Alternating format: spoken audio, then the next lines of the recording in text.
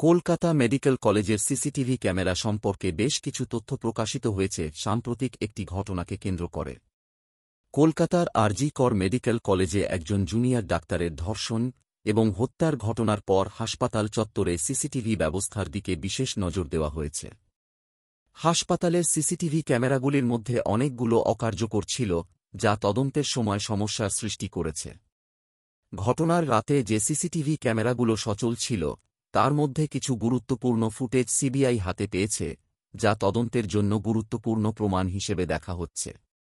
এছাড়াও হাসপাতালের নিরাপত্তা ব্যবস্থা নিয়ে ব্যাপক অসন্তোষ দেখা দিয়েছে এবং নিরাপত্তা ব্যবস্থার উন্নতির জন্য সিসিটিভি ক্যামেরা বৃদ্ধির দাবিও উঠেছে।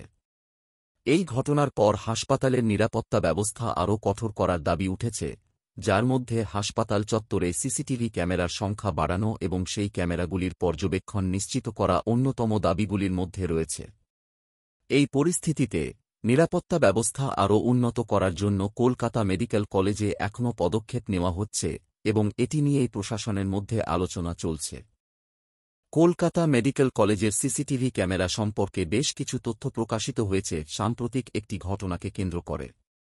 কলকাতার আরজি কর মেডিকেল কলেজে একজন জুনিয়র ডাক্তারের ধর্ষণ এবং হত্যার ঘটনার পর হাসপাতাল চত্বরে সিসিটিভি ব্যবস্থার দিকে বিশেষ নজর দেওয়া হয়েছে।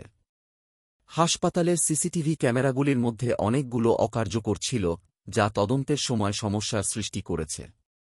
ঘটনার রাতে যে সিসিটিভি ক্যামেরাগুলো সচল ছিল, তার মধ্যে কিছু গুরুত্বপূর্ণ ফুটেজ সিবিআই হাতে পেয়েছে, যা তদন্তের জন্য গুরুত্বপূর্ণ প্রমাণ হিসেবে দেখা হচ্ছে।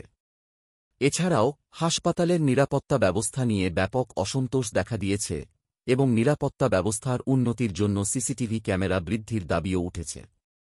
এই ঘটনার পর হাসপাতালের নিরাপত্তা ব্যবস্থা আরও কঠোর করার দাবি উঠেছে, যার মধ্যে হাসপাতাল চত্বরে সিসিটিভি ক্যামেরার সংখ্যা বাড়ানো এবং সেই ক্যামেরাগুলির পর্যবেক্ষণ নিশ্চিত করা অন্যতম